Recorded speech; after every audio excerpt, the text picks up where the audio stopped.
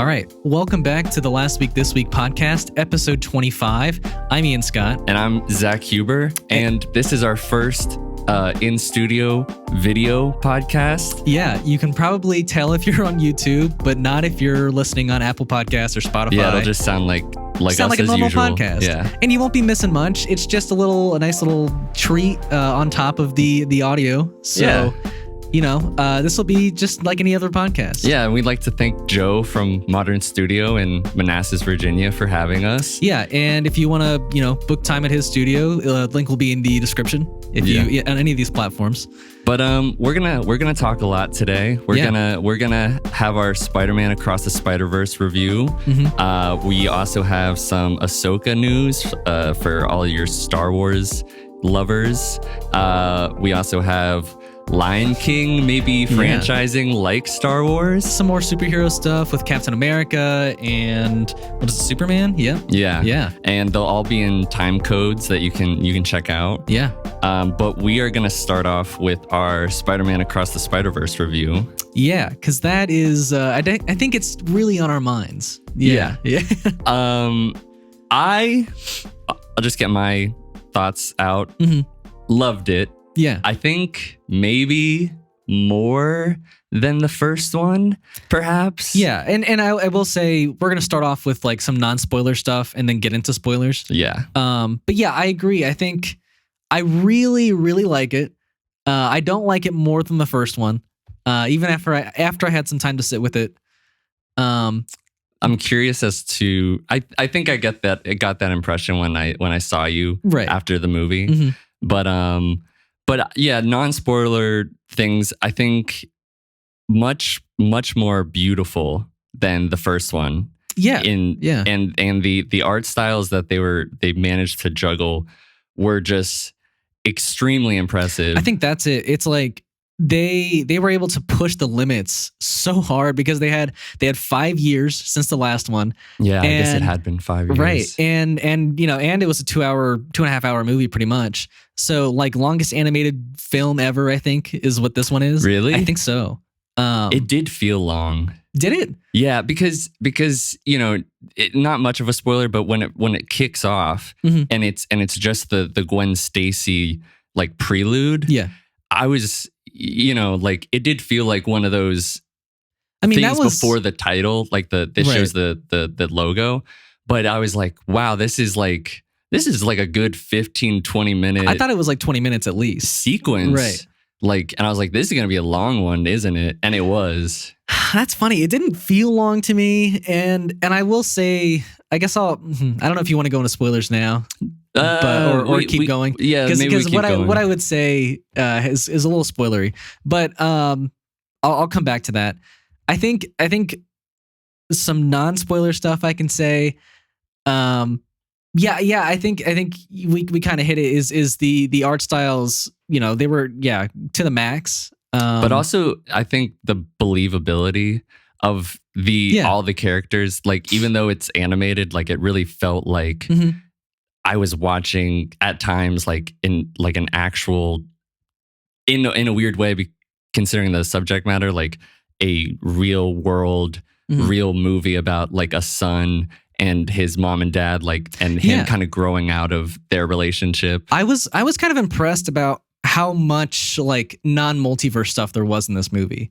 Yeah. Like I wasn't expecting that at all. Like, yeah, I think for like half the movie, it's pretty much just, it might be a little like shorter than that, maybe, but a good amount. I agree, of it. and I will say like a minor complaint I have is, I feel like we got such a treat with Everything Everywhere All at Once in like a multiverse story, and now whenever like there's these big hyped multiverse stories that are coming out, like Multiverse of Madness, and now this, I'm expecting like this amazing travel throughout multiple, not just like 3 or 4 universes, but like a ton of universes, and I feel like we didn't get a lot from this movie. I think we were in pretty much 3 or 4 the entire time.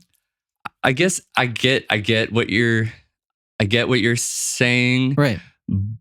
but there was a maybe lot. Maybe 5. There was but I think that's what's good about this movie, and also like even though Everything Everywhere All at Once like did go a lot of places, in a lot of ways it was still just the one world at times dealing with sure.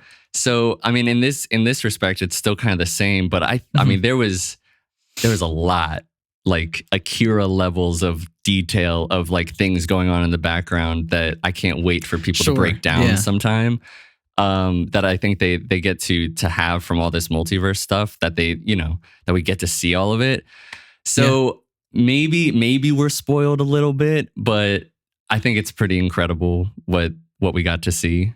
Yeah. I think it was still a great story, and it almost rivals the first one for me. So I'm not saying it's like a lot worse than the first. I just think, maybe I was just expecting too much out of a multiverse story. I don't know. Maybe. Would you feel that way about The Flash coming up?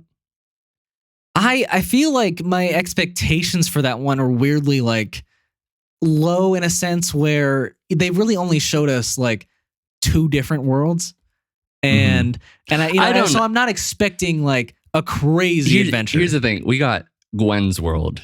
We got normal Miles, Earth Miles world. We got the... Wait, is this a spoiler? I don't know. Okay. We'll go into spoilers. Sure. I don't care. Yeah. We got the kind of like Indian Peter's Spider-Man India world. Whichever one that 2099 Miguel's world. Yep. And I think the last one is the one that Miles went to accidentally. Sure. Yeah. So I mean that's 4. It's 5. 4 or 5. Yeah. With different worlds. No, you're not wrong. I guess I'm also wanting to like experience like the craziest of Spider-Man and their worlds too. And we didn't get anything like super crazy. We got like a in the future New York called Nueva York. Right. But the others were just, it was India, and the others were all just normal New York pretty much. Sure. I guess I guess like I don't need it to be crazy. I just want like a really good story, which is exactly what we got. And you also run the risk of having like weird universes. Like maybe if it contributes to the story, if you can find a good way, maybe that would maybe satisfy you. Right. But like we weren't particularly impressed when we saw Doctor Strange in the Multiverse of Madness, and they go to the universe where they're like, "Oh, you walk on red," and it's like, do you want stuff like that? Because I'm not crazy about that. No, they did it, a lot lamer for sure. But yeah, I mean, I think both can maybe have the fault in that, But I guess since we can talk spoilers, like what about this movie? It makes you, I don't know, you like happy, or I guess happy, but also like you're a little bit more like you don't like it as much as the first one. I mean, I guess I'll go into my positives afterwards, but I think my big thing, and I think it's a bit divided on this, like for a lot of people, but my big thing was the cliffhanger we got, and and I like that first Spider-Verse story so much because it was this light multiverse story, but it was like an origin story wrapped up into it, and it concluded super well. Like there didn't even need to be a sequel to it. Sure. And with this one, we pretty much get to like, oh, let's fight the final boss, and then they just cut. But it's the build, it's the excitement, the anticipation for the next one that's going to be so. I feel you, and like I think it was you or somebody else like even brought up like Empire, right? Empire Strikes Back. Oh. And like after sitting on that more, like to me, the thing with this movie that's a little different than the ending of that is like there was this like big final fight, and then he got to escape, and then it was just like, oh, what's gonna happen next? But with this one, it was like, oh, there was this technically big final fight with the Spider-Man 2099, yeah, and then there was like 20 more minutes of movie, and then Gwen was like, yeah, let's get my group together and then go fight. So like if Empire was like that, it would be like, if Luke escaped, got with his friends, and then they planned a whole heist to break out Han, and then they cut off the movie.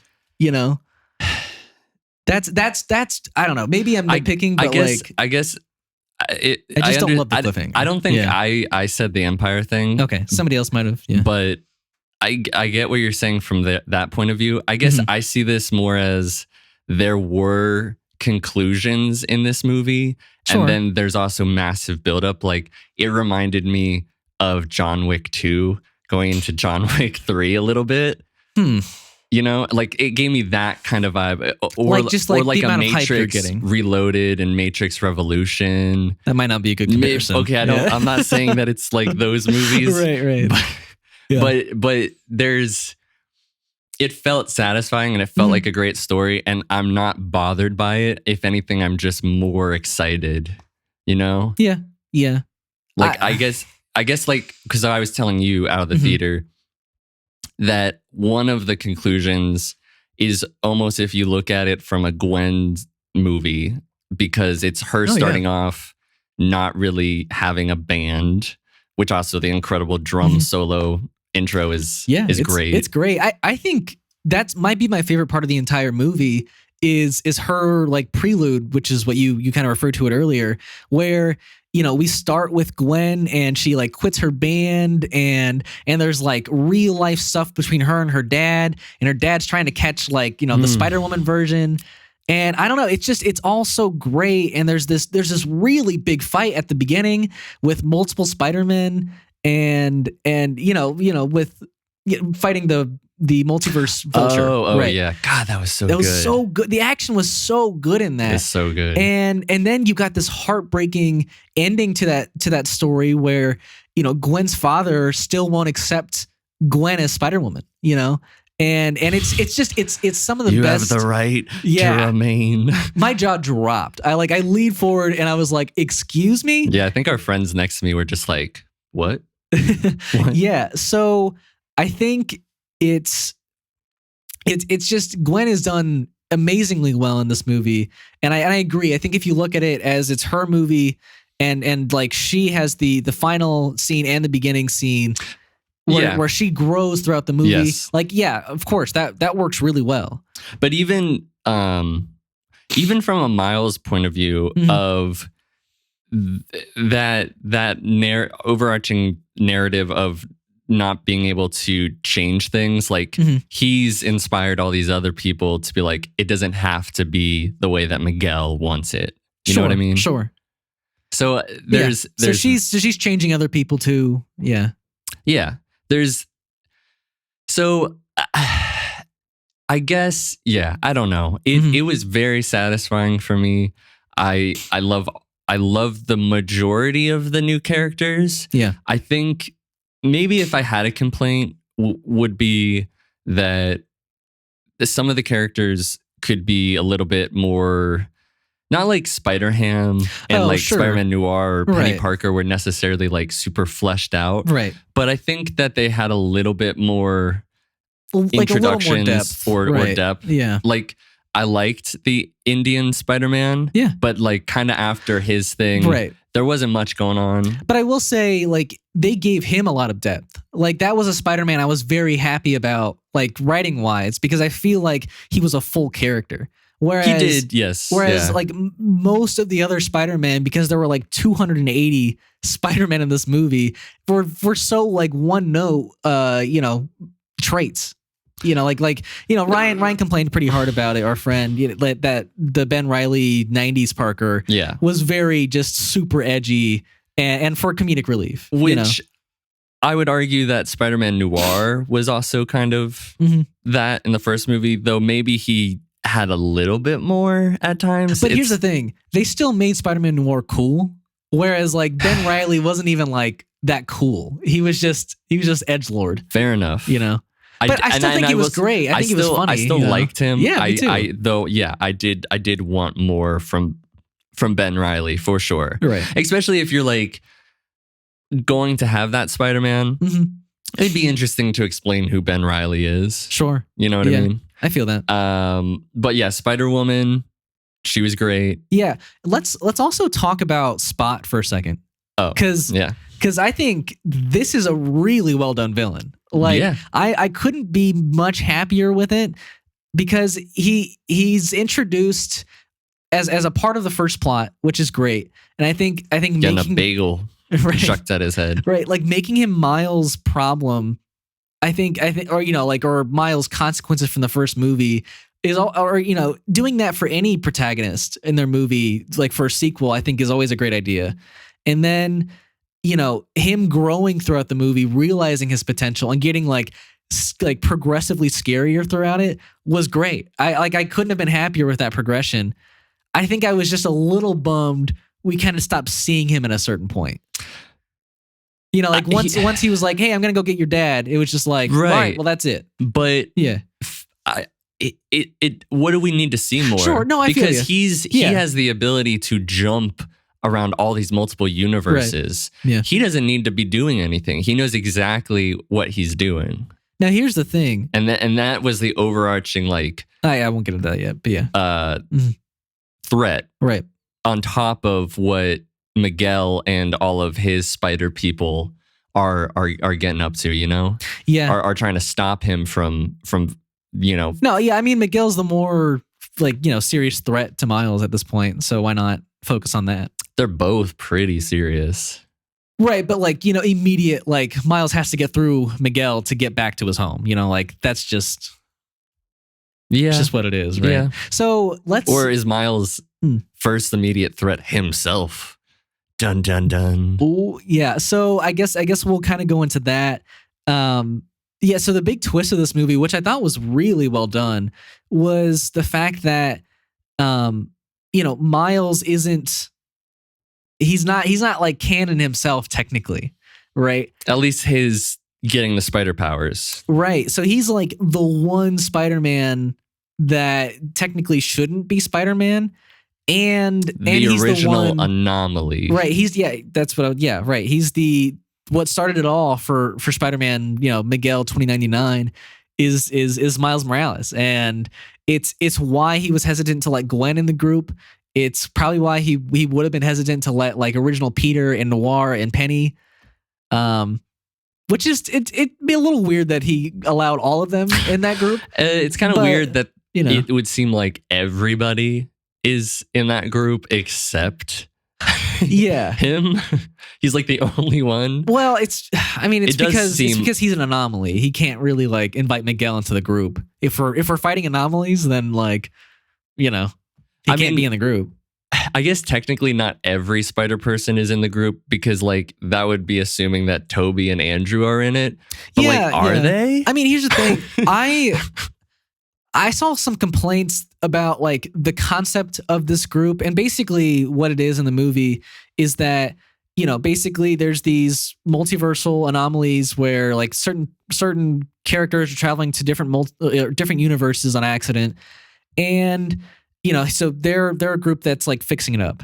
And what's interesting, I guess, for people is well, would all these Peter Parkers and Spider-Man really philosophically actually join this group that is so, I guess, rule oriented and what, this person has to die and this person has to die.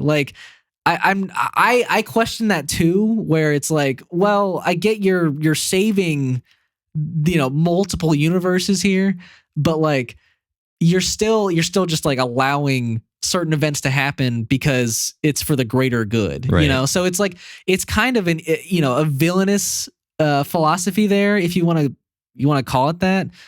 But which is I think I saw people were well, of course Toby and Andrew and Tom would not be okay with that. Sure, yeah. So that's why they're not. But I'm glad they're not in it, and I think it worked well without any live action Spider-Man in this movie. Mm-hmm. And the other thing is well, there's probably an infinite amount of Spider-Man. He probably just handpicked the ones he thought would stick around and that's just do quite a lot of Spider-Man. It is. It's probably too much. I would say. I like the idea, I really did, of like this elite task force that they were talking about at the beginning when like they were lying to Gwen. And then everyone else is part-time. Right. I think that would have been really cool to have like 10 Spider-Men and then that's your task force. Sure. Yeah. Also great inclusion, Hobie. Yes, Spider-Punk was great. he was the best animated, absolutely. And he had a lot of depth too. I liked his introduction.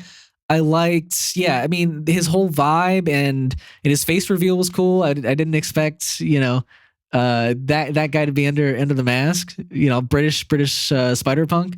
Yeah. But yeah, I think it was all very cool. Yeah. You didn't expect him to be British, or you didn't expect him to be black? Yeah. Oh, okay. Yeah. Oh, I obviously don't have a problem with. Yeah. I thought he was fantastic. I love it's so funny, like the things that he's like, I don't believe in consistency, and then yeah, him egging on like Miles Morales the whole time was great. Bro. Yeah.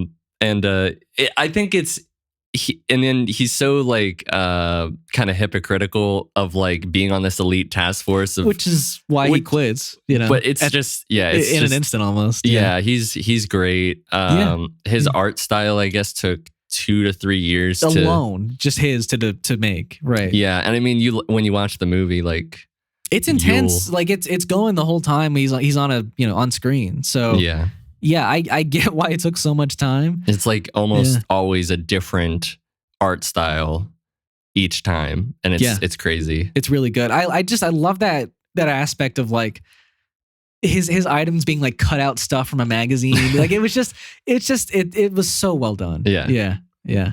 And then also, I think your favorite world that we saw in art style was Gwen's world. Yeah. I mean, I mentioned that it was probably my favorite part of the movie, and the art style added so much to that. It was artistic and like, I'm sure you noticed, but there, the final scene she had with her dad, where he kind of finally accepted her. Like, it was a lot of watercolor like running down the screen, and yeah, I mean, in each character's like colors change based off of their emotions. It's really well done, and I couldn't be more excited for her, Spider-Woman animated movie that I got wrong last week in theorizing. But yeah, I think that movie's going to be fantastic. Yeah, that. I am curious to know what story they might go with, but yeah, the fact that we get like a movie of her, I think will be awesome. Yeah, absolutely. Do you think it would be before Peter, like her Peter, goes bad, or do you think it'll pick up after? I think it'll pick up after. Yeah, and I don't think it'll have like Lord Miller like creating it, because I mean I know it's not Miles Morales, but like they did say today in a quote that like. Beyond the Spider-Verse is their last one. I mean, they're like, this is it for Miles Morales because we are tired, And I was like, yeah, I get it. These movies are a lot for anyone to make. Yeah. And I mean, and I'll say this too. I don't know how they're going to reach their release date next year, because I don't know if you saw what Haley Steinfeld said. No. But she apparently hasn't recorded any dialogue for the next movie. I think that maybe there's not a whole lot of Gwen. That would be insane. I couldn't imagine that. B, it's voice acting is a lot, but it's not. There's also been multiple times where people for whole movies just came in for 2 to 3 days, and that was it. So I'm not. If they can't reach it, I'd rather them push it back than rush it. Right. But I don't think that's, crazy amount of concern, because if they've already said we're going to do Beyond the Spider-Verse this date, and I think that's been put there for a good amount of time. It has. Then they will probably be okay. If the animation is done and all that people have to do is come in and voice act, maybe that's it. Like maybe, it's very plausible they'll reach this release date. Yeah. But if that's not the case, I'm a little concerned, because I think people are going to lose their minds a little bit if they have to wait longer than March for this like insane cliffhanger. I mean, if they're gonna lose their minds, I think like so be it. Yeah. I mean, it's a sure. year. I would rather have quality. I mean, it's like 9 months. Yeah. Right now. Yeah. So I'm okay waiting 9 months. Yeah. If it's 2 years, I can't say I would love that, but Do you want to talk about the cliffhanger before we? Yeah, I guess we never described it. But basically, the after Miles gets or escapes the Nueva York 2099, he mistakenly goes back to his own he mistakenly goes back to the universe that the spider came from, which bit him in the first movie, and he's stuck in that universe now. And Gwen goes to the universe that he's from to save him, but he's not there. So she like confronts his parents and is like, "Hey, I'm gonna save your kid," and then forms this elite task force of Spider-Man that will go and save him in the next movie. Now, if I was his parents and she said, "Yo, I'll go find him. Don't worry, I'll go find him," and I'm the to-be captain. Yeah. I would here's go, the thing. They don't know he's Spider-Man yet. He's just Miles. Yeah. Which makes it worse to me. Yeah. Yeah. Like, why can't he be like, "Oh, yeah, and I'll go put an APB out on my son immediately." Right. I mean, I feel like there weren't many questions asked there. But yeah. So we're nitpicking a little bit probably, but yeah. But besides that, I think finding out that him in the universe where he was originally supposed to be, becoming the Prowler is pretty dope. Yeah, I think that's pretty cool. I like that twist that, Miles without being bit would become the Prowler and follow his Uncle Aaron's footsteps. I still agree with one of our friends, Manny, who, and I had a minor gripe about this in the first movie that, Prowler just didn't have any like real motivations. He was just kind of working for Kingpin. And I would love to see that in the third movie, like why Miles became Prowler, why Uncle Aaron, wanted this path. Probably something to do with his dad dying. Yeah, that definitely makes sense for Miles. I guess I just want to know Aaron's motivations. Wasn't it like they were getting up in trouble and then his dad was like trying to, like the whole reason like his dad was like trying to get him to do good stuff and that's why he became a cop and but like he started working for Kingpin or I guess my thing is like, yeah, sure, you can be like on the wrong side of things, but I don't know. I guess I want some kind of like motivation why he was helping Kingpin out, at least. Like money? What was if that's all it is, then sure, fine. I guess that's fine. Yeah, that's probably what it is. Yeah.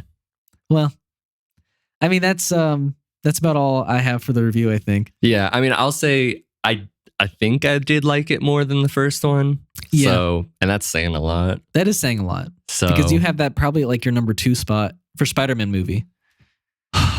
At least you did before that. I think I do. Yeah. So yeah. Could be. I really liked it. I might make people mad with this ranking, but out of the 10 Spider-Man movies, there's 10 Spider-Man? There's 10 now, which is crazy. That is crazy. I would put this at number 5.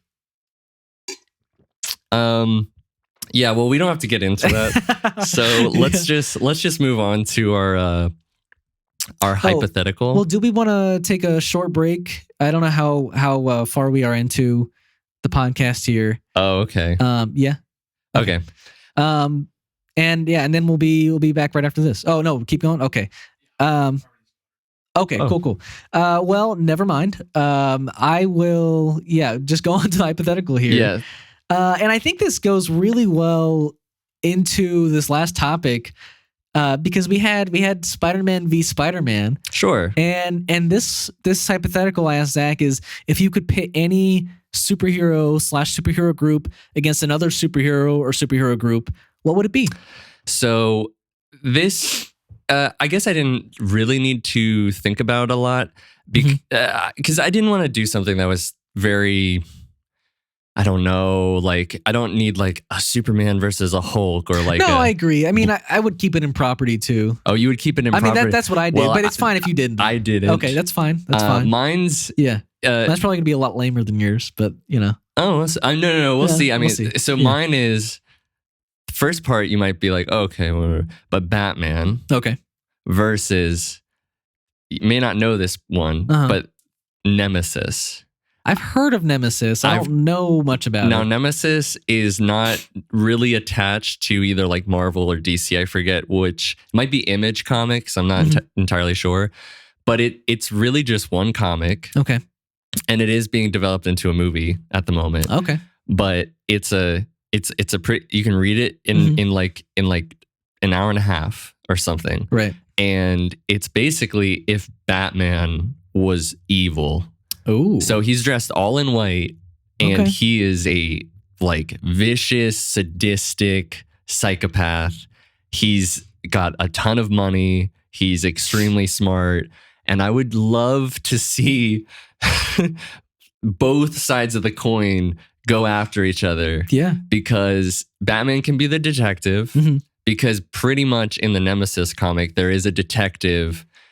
Basically, the whole thing with Nemesis is it's basically like a fucking game to him. Yeah. Is like just finding like the best of the best like detectives or people to try to catch him. Oh, okay. And yeah, so, that would be a really fun movie. And I mean, it gets so fucked up. Like it's so fucked up what happens in that comic. Yeah. But yeah, I would love to see like something like the two of them just go at it and you know.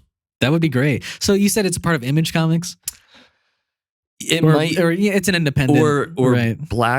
Dark Horse or whatever. Yeah. Gosh, I hope that would be great. I hope like they can get the rights to that character at some point. Well, you know, like or the studios that own Nemesis and you know and DC like you know form a joint partnership to make this movie. Because that would be so cool. That would be cool. I don't know how it would. I don't know if like it would happen. No, yeah. I mean, it's a really obscure idea, but I like it a lot. Yeah. It would be cool if they could merge them because technically there's nothing that would stop him from being in a DC sort of world. So yeah, I like that it. would be cool. Yeah. What's yours? So mine, you might be able to see it coming, but it would be the Teen Titans versus Superboy. And here's the thing. It doesn't even have to be the live action show. Because I don't know if I'd want to see the live action. No, yeah, I feel you because the action wouldn't be good. But if you did a Teen Titans or a Titans like animated movie and you know you showed that you know the beforehand where you know Superboy has been a part of the group and he you know maybe done one or two kind of screwed up things and then he just kind of like full turns like he did in the last season, like just full heel turn, right? Shaves head, yeah. Lex Luthor, I'm wow. What is Lex? Well, yeah, Luthor? but what's his first? Connor. Okay, I was like, geez. But yeah, if he goes Connor Luthor. And Connor Luthor. What a horrible name. It's pretty bad. Yeah. Connor Kent's way better. Yeah. Because, you know, intended. Yeah. But yeah, I think that would be really cool because I think my big problem with the Teen Titans or the Titans live action show is that it's like the power scaling for Superboy is like I think he could take on the Teen Titans. Like personally, I think everyone is like far weaker. Maybe Starfire isn't, but you know she isn't nearly as like strong, attack powerful as he is. So I think it would be a really good fight, and I think you know you would get your classic lineup of Titans versus a really good like with a cyborg. You could have a cyborg. I wouldn't mind that, but he's not in every iteration. You know, you could add Blue Beetle or a young Robin to it as well. Okay. Yeah, but yeah, I mean, cyborg, sure. Yeah. So yeah, that's pretty cool. That's my little hypothetical. Okay. Okay. So I guess we'll move on to Ahsoka. Yeah. Do you want to introduce it? Or sure. So, yeah, I mean, there's a couple things that have been... Because you were like, I'm putting my foot down. We're talking about this, We Zach. are talking, because I think it's really interesting. The first thing here is that there was an image released of an Inquisitor in the Ahsoka show. And I think just the existence of an Inquisitor alone at this point in time is crazy. Like it's... I guess I do have to say, after reading a couple articles and thinking about it, I have two ideas about it. But yes, if it is present day, I mean, I'm pretty sure it is. Very interesting because, Inquisitors in the Star Wars universe, pretty much just used by Darth Vader and the Empire, Palpatine, to go hunt down Jedi who survived Order 66. Right. And I'm pretty sure none really survived after Rebels. I'm pretty sure. Like, they were all pretty much done after that. So the idea that, Empire is gone, but yet we maybe have this Inquisitor. Well, that's the thing, is that I think the heir to the Empire thing is going to be like pretty literal. Like, I think like Grand Admiral Thrawn is going to be forming, like a recreation of this Empire. And he's going to do what Palpatine did too. He's going to form his own Inquisitors, and he'll be hunting down these Jedi that are a threat to his new Empire. Here's the thing. I guess I'd be curious, like, where has this Inquisitor been this whole time? Because Inquisitors are just Jedi that pretty much turned. Right. But you could have been a Jedi throughout this whole thing and then turned, after the Empire fell. But you're saying pretty much all the Jedi had been gone by that point. All the Inquisitors had been gone at the end of Rebels. There's still a bunch of Jedi out there. I see what you're saying. Right. Yeah. If so, yeah, I think it's cool. I think it's pretty... Sorry, go on. I think, it's either, like the remnants of the Empire / First Order, we're going to have our Inquisitor. I also do think it could be possible that it's a flashback sort of thing and we're all being, misled, but that's not an Inquisitor we've seen yet. So no, it's not. Yeah. But I don't think we've even seen all the, like with live action and animation / video games.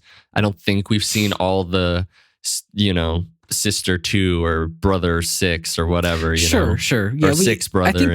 I want to say there's only like technically one we haven't seen yet. So that does leave, that one open. Sure. But yeah, I think the other thing I was going to say was the Ray Stevenson, is that his his character is a Jedi that has turned to being a mercenary for hire after, I guess it might have been after the Empire fell. We don't exactly know. But I think that goes pretty well into the Inquisitors, that he's a former Jedi that uses his trade now for something else. And maybe he doesn't have like, that hate that some Inquisitors do, but I think like the theme is right there, and I think it'll be talked about at least in the show, like through those characters. You know? I mean, I think people were theorizing that his person, that like his apprentice sort of that we see in the show, he's got like the blonde hair in one of the images. Okay. I don't think I remember the character, but okay. She could be the Inquisitor potentially. Sure. Yeah, the figure was a little skinny, so that would make sense. Yeah. I wouldn't doubt that could be them. So, do you think it could be anyone from Rebels though? And I don't mind if you want to spoil some things. Like a Jedi or somebody else. I'm still only on season 2, so I can't say if there'd be anybody else. Okay. So I don't know. Okay. I do. Ray Stevenson, he did pass away, and that's sad. Mm-hmm. We didn't even get to enjoy seeing what fans think of his performance after it comes out. Yeah. But very sad. I hope his character seems really cool. You know, yeah. I'm The intrigued. orange lightsaber is pretty cool. Oh, is it orange? It's not like pure orange, but it's like a mix between red and orange, and it's really cool looking. Like a blood orange. Yeah, maybe. I mean, and I think Dave Filoni said that was very intentional, like that color. I wish we had like somebody who like knew every color and what it meant for, you know. Yeah. On standby, and we could I know be a like, few, but I couldn't tell you what orange, like blood orange would mean. I mean, maybe he's using the dark side, but it's a little more, like a little too much, and maybe that's why he's like not fully corrupted, but he's slightly. Couldn't that be like sort of purple, like Mace Windu? Or sure, but he had a perfect balance, right? I'm saying blood orange isn't full red, but it's towards, sure, right? Sure, maybe you're right. Maybe sure. You're right. Yeah, I don't know. Yeah.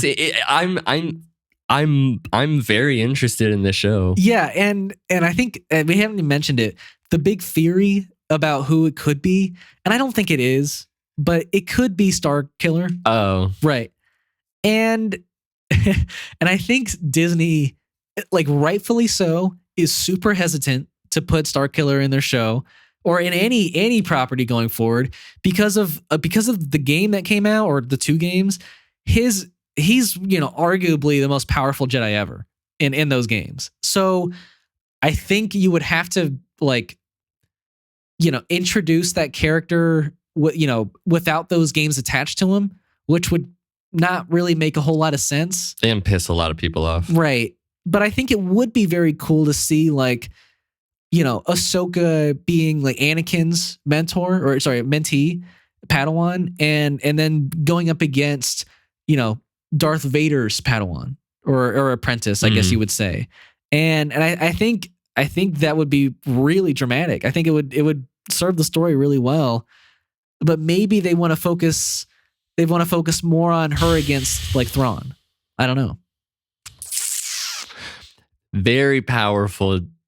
Starkiller is very powerful. Insane. Right.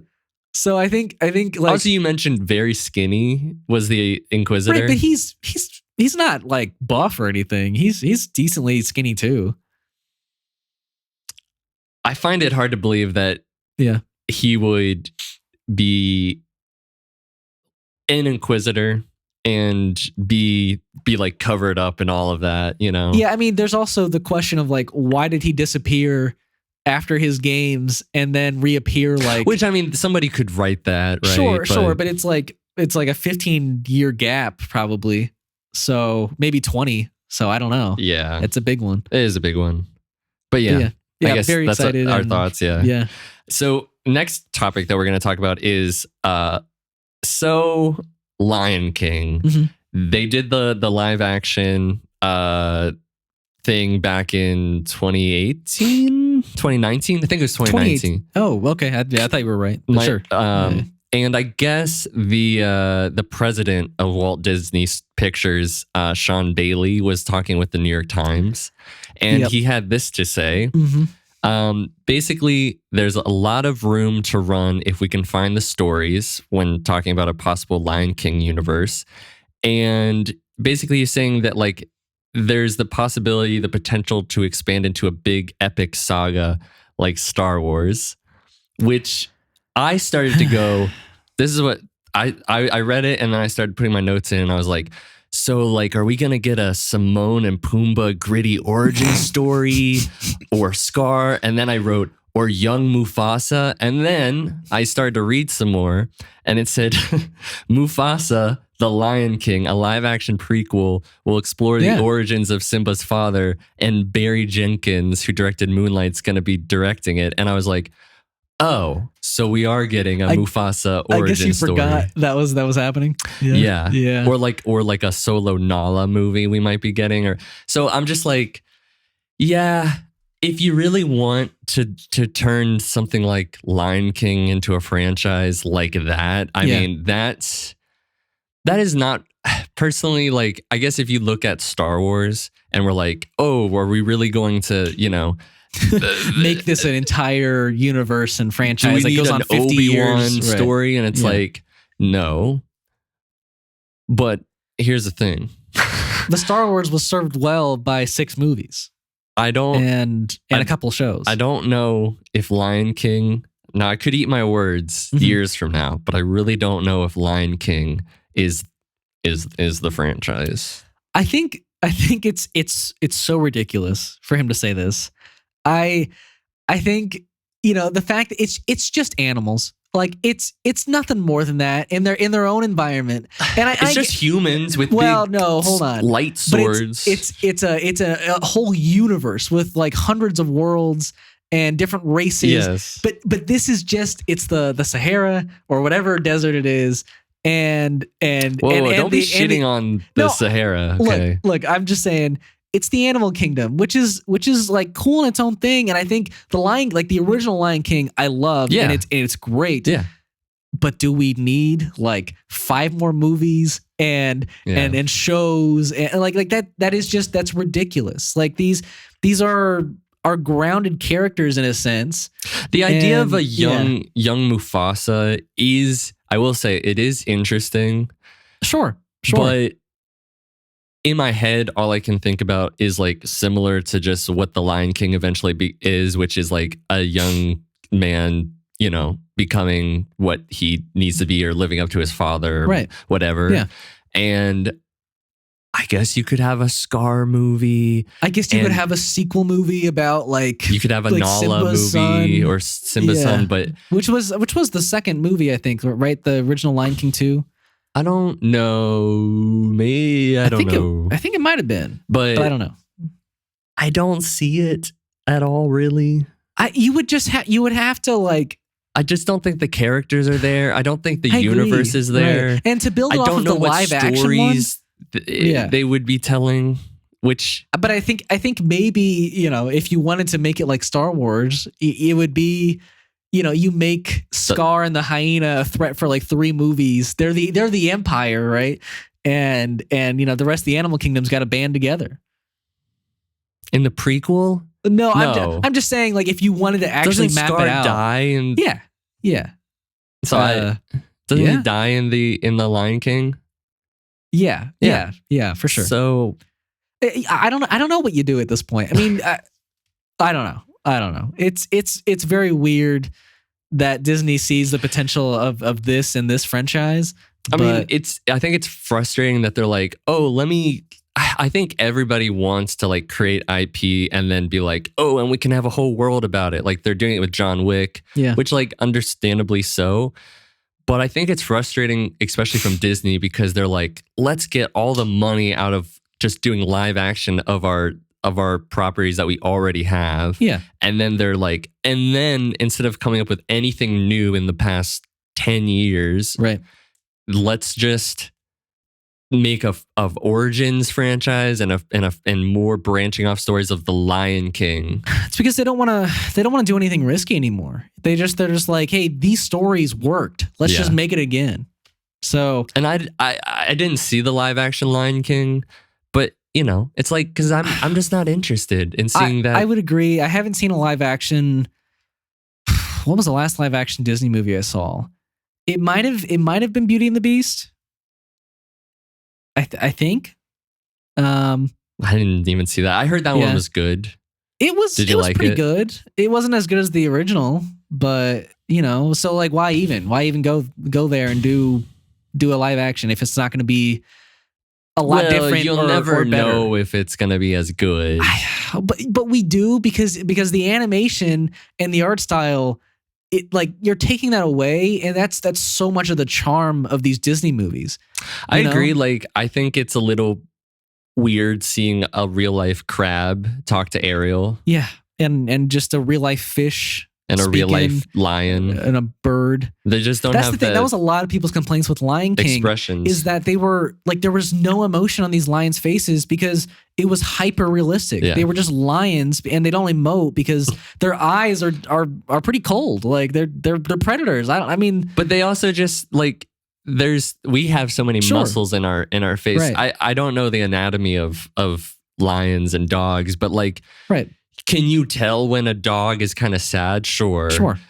But like, there's not a whole lot with animals. You can't tell a whole lot of the time. Right. And that's just how it is. So yeah, I think that's the thing. If you want to go like hyper realistic, but like slightly stylized faces where you can show a little emotion. Yeah. You can have some life in the eyes. Like the opposite that would be great. of like what happened to Sonic.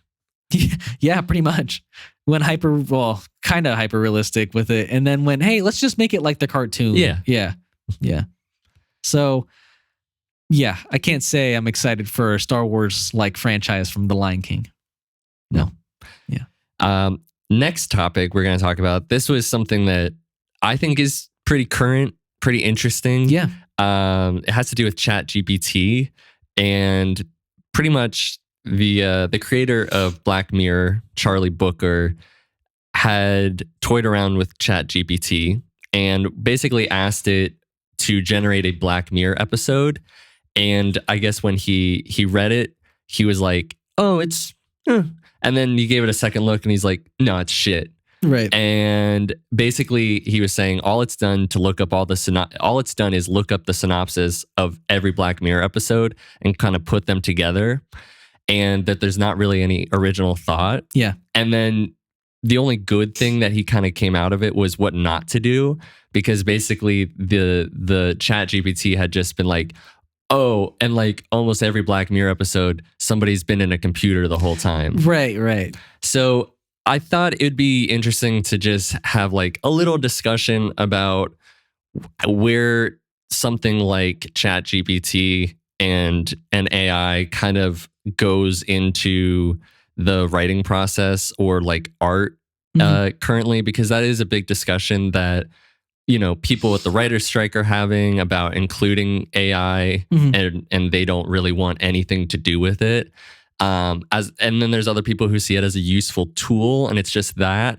And then there's other people who are like, I can be an artist and create all this stuff. Right. And I guess my opinion about it is maybe at one point, AI will get to the point where it'll be creating things that are genuinely original or creative and exciting.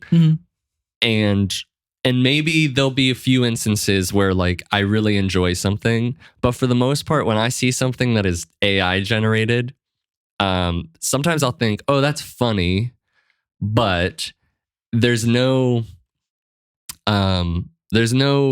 about it that impresses me. Sure. I'm not. It's just like, hey, this is cool to like make for a second, and then that's it. Exactly. Like the same way that like I don't think that I'll ever really be impressed by like an AI written script. Well, the thing is, like, if I didn't know, maybe I could. But if I know, then maybe I won't even care that much about it later on. Right. We'll see. I mean, I feel like it's going to be easier with scripts for a while. Like if it's if it's AI or not. But the idea of like of most art, and then somebody's like, "Oh, this is made by a computer." Like the whole thing about art and scripts and movies and anything is that it was made by a human, and then you're like, "Whoa, that's incredible," because that's us. Like you could do that, right? It's like the human spirit that like willed this together, as opposed to like when somebody's like, "Oh, I made all these Wes Anderson style Harry Potter characters," and I'm like, "Okay, that's neat, but like whatever." Yeah, I don't really care. Like, I think it's useful maybe if you wanted to like use it as like a tool to like see what an idea could look like. I think that's exactly what. But the idea of like, and now I'm an artist, and now I've made this. I'm like, it's taking away all of the unique synchronicities and I think in general too, though, it's like even if used at that level, you're taking a job away from concept artists, and I think that's the thing is like I didn't even think of that, right? Yeah, like, that's a whole job.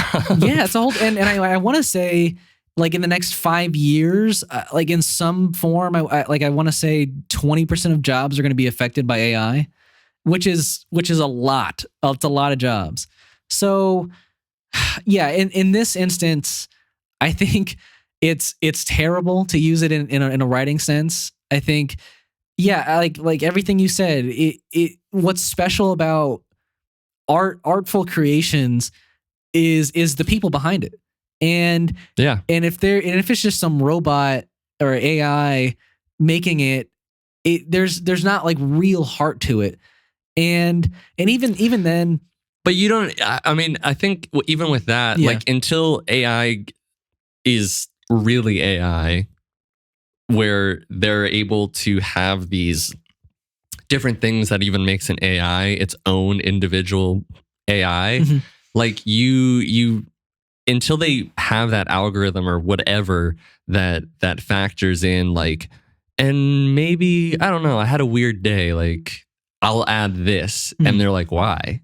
And you're like, I was just feeling like it, because the AI doesn't have that thing, and then you miss out on all the, all the, I don't know, like, like even with like an actor, like they just added a thing, and like it's that role is now iconic forever. You know what I mean? Like, yeah, no, I feel you. I mean, yeah, and even in the other sense, it's like how they're how they're saying they're going to use it, because you can't use it for a full script. It doesn't have that capability right now. But like how studios want to use it, and why the Writers Guild of America, or right, is that right? Is so against you like using ChatGPT is because you could give it a prompt and it could write some like very base kind of crappy script, but then you get a bunch of fresh, like not great writers, I guess if you want to say, to pump it up and fill it out. You could do that, and you wouldn't have to pay any real writers to actually put any effort into it. So I think that's what's scary, and they could even take an unfinished script and be like, hey, fill in these parts for us, and then they would just have somebody else punch it up if they didn't like what ChatGPT wrote. But I just think it's such a bad precedent for writers, and I fully support, like I have to fully support this strike that's going on, because that is a lot of what they're fighting right now, is the use of AI in writing. Yeah. So yeah, it's definitely a bad time. I think that was very well said. Yeah. Appreciate it. Yeah. I agree. And then moving on, we just got two more. This one I'm very excited about, which is the My Adventures with Superman show that's coming out. They put out a little tiny trailer. I didn't know that Toonami was still a thing. I didn't know. I guess I didn't see Toonami. That's great. I think Adult Swim or Adult. Yeah, it's Adult Swim that's putting it out with Toonami. That's great. And I mean, it for anybody who's maybe younger than us, maybe even a little bit older, if you didn't watch Toonami as a kid, I think it was only airing on Cartoon Network during certain hours. This animation is just so nostalgic to me. Like I'm kind of amazed that this is happening. But also the art style feels like a light anime almost too. Yes, like that's what's really fresh about it to me is, and I think that's the thing, is that it almost feels like an anime where I can't even put my finger on like the aspects of this that feel like an anime to me, but it just has that vibe, And I mean, even the trailer had this vibe of like My Adventures with Superman this Saturday, blah blah blah. And I was like, wow, like it's like a weekly shonen, watching, right? Yeah. Oh god, it looks really good. I feel like it's a really great take on Superman. It's voiced by Jack Quaid, which you really wouldn't think. I didn't even like realize, I guess, at this. I heard his name was attached to it, but I didn't even realize he was Superman. If you don't know who Jack Quaid is, he's Huey from The Boys. He's also in Oppenheimer. He's in Oppenheimer. He's in Scream 5. Oh, I didn't know that. That's funny. If you saw him there, he was, the boyfriend. And anyways, I won't spoil Scream 5. But yeah, I mean, I think it's a very current take on what all these Superman characters would look like. I think Lois seems dope as fuck. Yeah, I think I'm most excited because I think in recent like Superman media, we haven't had a whole lot of like Clark Kent.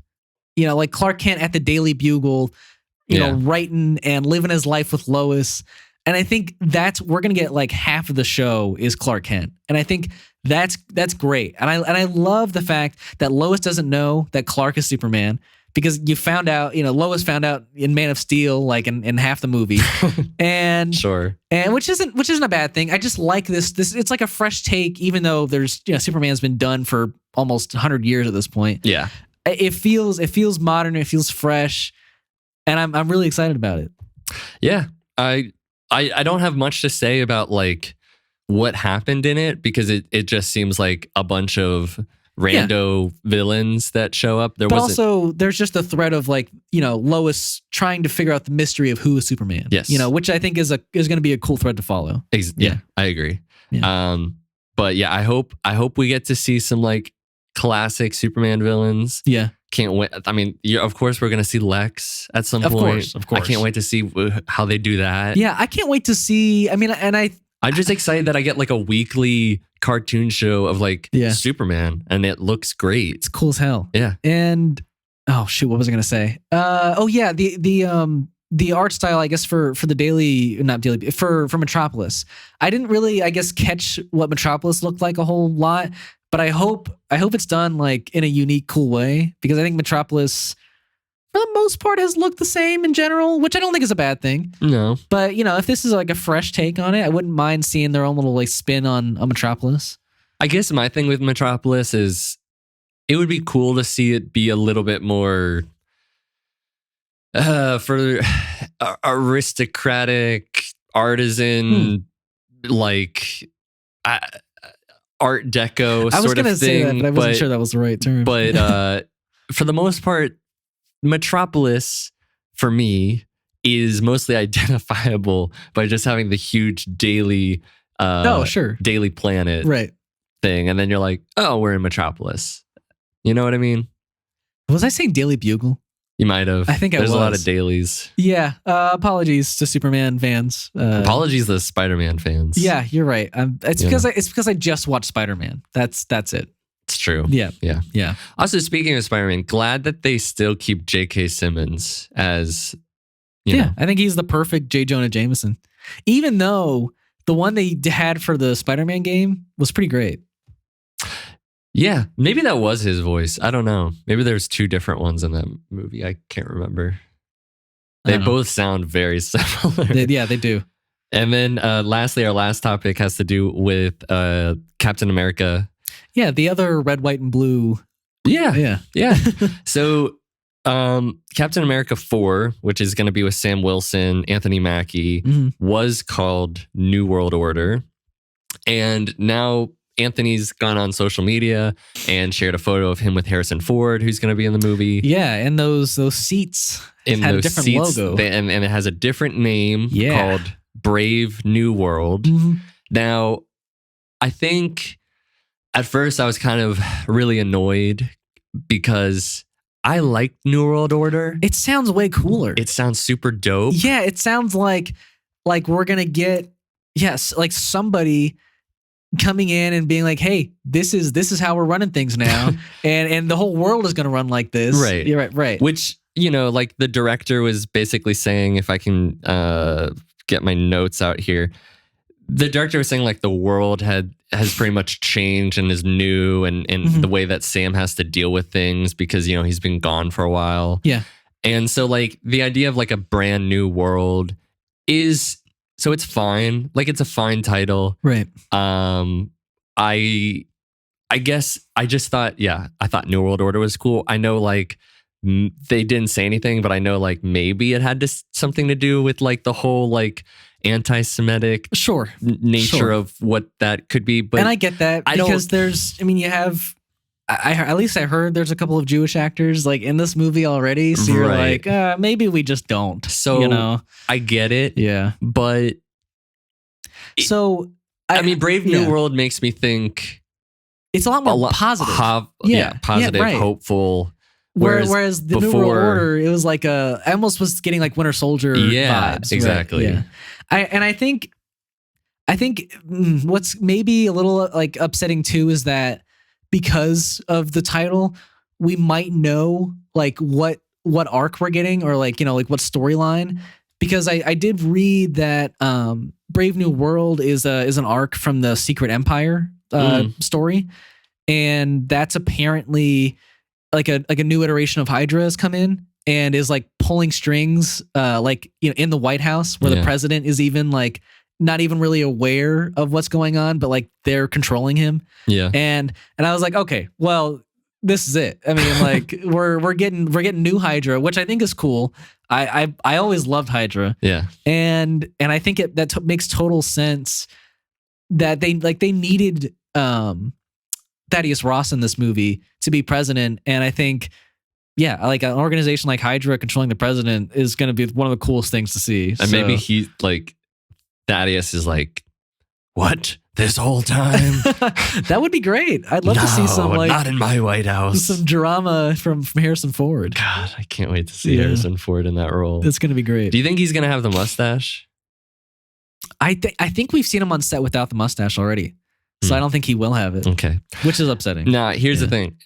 In the caption, it was, "Thanks for the onset wisdom and laughs, my friend. Can't wait to do it again." Well, I mean, Thunderbolts. Was that the director, or was that... That was Anthony. Okay. Saying that to Harrison. Maybe he'll be in Thunderbolts.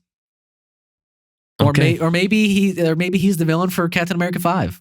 So I don't know. I guess it's not that much of a spoiler. I guess like Ross lives. So well, yeah, because we know he goes on to Thunderbolts. We don't know that. Like I've said multiple times, it could be like a very like ceremonial title. Like they're like, let's. He probably shows up in Thunderbolts. Right, yeah, whatever. Yeah, and then I guess it comes out May 3rd, so that's pretty cool. Less than a year away. That's very cool. So, but I mean, and then we also got to look at his new suit from the side. Yeah, it looks. I mean, fine. It looks fine. I like it. I'm kind of. I guess there was quite a bit of people who didn't like the white suit, which. What? I liked it. The white suit is maybe one of the best suits in all of the MCU. And I want to say, like, I heard people theorizing that he changes suits in this one because he's not like as behind like America as he once was, you know, like with like Hydra controlling the White House and whatnot. Right. So I don't know. Maybe that's the case, but I don't think they're going to go that blatant with it, to be honest. I think it's just going to be like a little suit change. Yeah. Kind of disappointing, but it is. Yeah. But what are you gonna do? Yeah. Well, that's all our topics. Yeah. Did you have anything you watched this week, or because this is the segment where we talk about stuff we watched in the past week? Yeah. I watched. I think the only new thing that I watched was, besides Spider-Verse, I watched The Idol. Oh yeah, which I'm is surprised.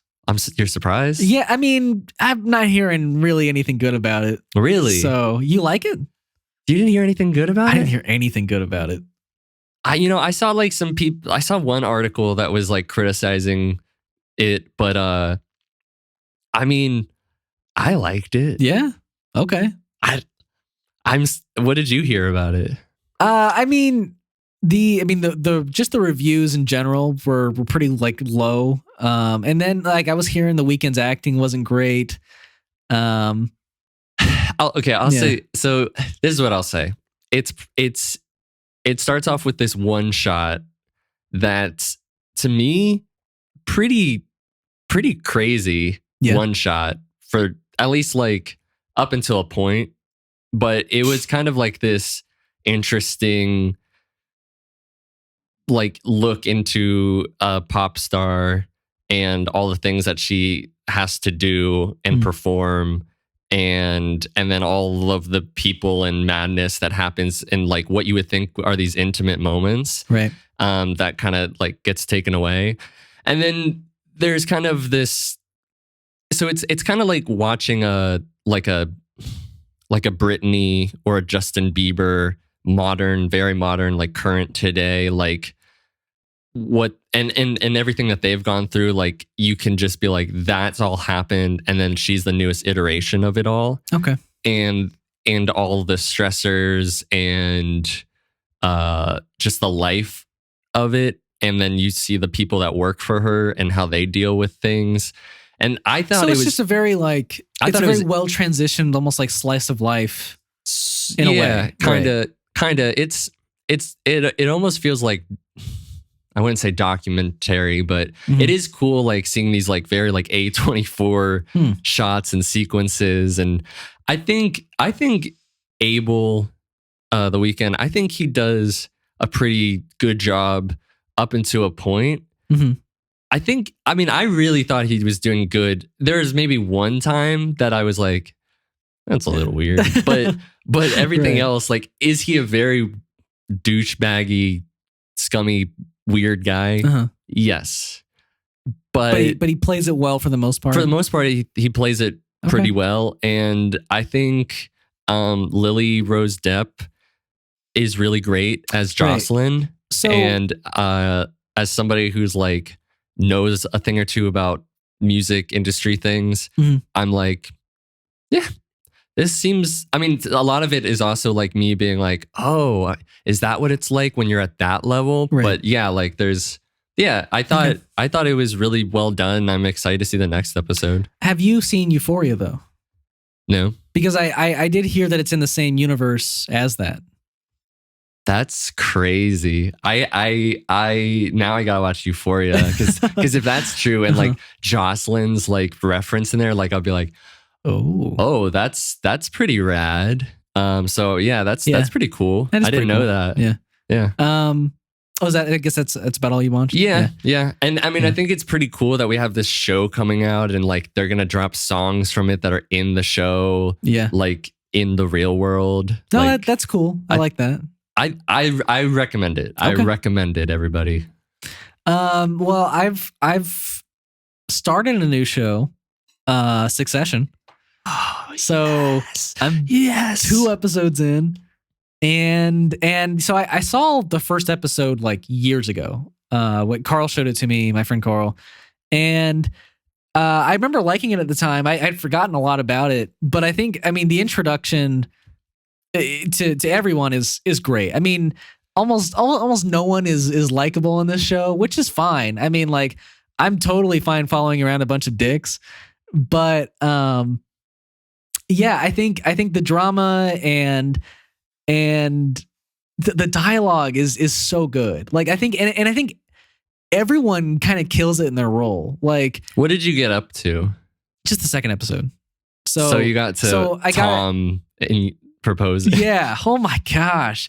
Tom is one of the weirdest characters in this show. I love Tom. And I like Tom a lot, but he's like such a like a scared little dog to like the whole family. And then he is kind of like a dick to Greg. And you're like, is he just being weird or is he liking this power trip? And I just don't know yet because he's so weird.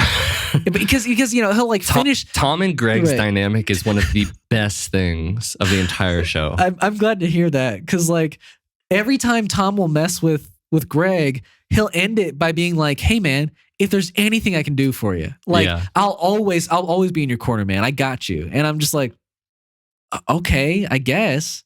So and besides their relationship, Greg is great. He's probably my favorite character so far.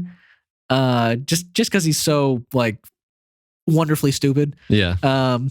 It's Greg. No, it's not Craig. But I some people mistake me for Craig, so I'll go by that. Yeah, I mean, if anything you guys need, okay, I'll go over here. Yeah, the fact that he's even at the hospital is just wild to me. Yeah. But I did love that hospital episode because it was like family drama at its peak between the siblings, and it like I don't know, I just loved the way there was just this uphill climb for Kendall and I love the fact that like him and what's his name? Cillian McCulkin, his character. Oh, Kieran. Kieran. I don't know. I said Roman. Yeah, Roman. Yeah, I think he's like probably the worst person in this group at the moment. Mm-hmm. But I do like the fact that like they were able to like kind of form together and be like, okay, the two of us, we're gonna go in and we're gonna take charge after Dad's gone. Oh, that's so interesting hearing that. Yeah, I'm sure it gets way different than that. No, it's just interesting hearing that like back then they were still doing that. Yeah, interesting. Because like it's been a minute since I've watched season 1. Mm-hmm. You know, because I obviously just finished the 4th. Right. But I'm glad you're liking it. Yeah, no, I mean I think it's great. Yeah. The other show I kind of kept watching was The Boys. Watched episode 3 and 4 of season 3. Mm-hmm. Yeah, I mean, I basically the last one I had seen before this was that Homelander had just kind of like spilled his heart out to the world. I'm better than you, right? And stronger. And so this was great to see Homelander just like in full charge. He's just like given 0 Fs, and boy, he causes some havoc in these 2 episodes. Like he, spoilers for people who haven't seen The Boys, but he, frames Gus by using what's her name? The congresswoman lady. Mm-hmm. And I thought that was crazy. I didn't see that coming. And if he's just kind of written off the show, I think that'll be a bummer for that character. Mm-hmm. But I don't think he will. I think Homelander in charge at Vought is a really cool idea. And I like the drama that's coming from like, him and Starlight. It's a really intense drama, but like, Supersonic, that whole conversation and then he kind of obliterated him on the roof. Okay, so you did get yeah, that was brutal. And she had to be like, yep, that'll be Huey next. And yeah, I feel so bad for her, but it's like, it's such great writing at the same time. Yeah. And man, everything that's going on with like the actual boys and like Butcher being like 100% an asshole at this point, even though he was already, he's like 110% now. And he like shoved his like Ryan, the kid away and said, I don't like what you did to Becca. And I was like, geez, dude. He really shouldn't have done He didn't need to do that. Yeah. Yeah. And then he says some crap to Kimiko. He's like, yeah, you're my weapon and that's all you are. And I'm like, oh my gosh, dude. So yeah, the group is in like shambles, but they just found Soldier Boy, which was so exciting, but not what he did to Kimiko. That was not exciting. No. And I don't know how that's going to turn out yet, but great couple of episodes for both The Boys and Succession. So, but yeah, that's about all I watched this week. Cool. Yeah. And I don't know what the time is on this one. It probably ran a little long. Hour 17 or so. Oh, okay. That's not long at all. That's a normal one for us. So yeah, I think we wanted to say thank you for watching this time. I can say it. I can say thank you for watching because running joke was that I used to do it a lot. Yeah. And so thank you for watching and listening to the audio viewers.